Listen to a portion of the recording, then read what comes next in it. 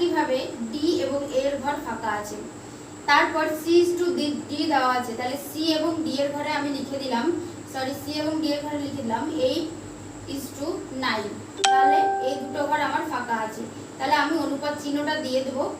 এরপরে আমার কাজ হবে সামনের যে সংখ্যাটা থাকবে সেটাকে পরের ফাঁকাগুলোতে লিখতে হবে। তাহলে এইখানে কি আছে 4, তাহলে পরের ফাঁকা দুটোতেও আমার 4 বসে যাবে। একই রকম ভাবে এইটাতে কি বসবে, পরের যে সংখ্যাটা থাকবে তাকে আমার বসাতে হবে। তাহলে এখানে কে বসবে 5 এবং এখানে কে বসবে পরের সংখ্যাটা 7।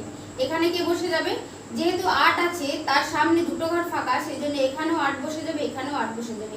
এরপর আমার কাজ হবে ওপর নিচ মানে ভার্টিক্যালি গুণ করে নিতে হবে। যদি গুণ করে নিই তাহলে কত হবে, এই তিনটেকে গুণ করে নেব এবং এই তিনটেকে গুণ করে নেব। যেহেতু আমার কোশ্চেনে H to D চেয়েছি, তাহলে এটা হয়ে যাবে, আর এটা হয়ে যাচ্ছে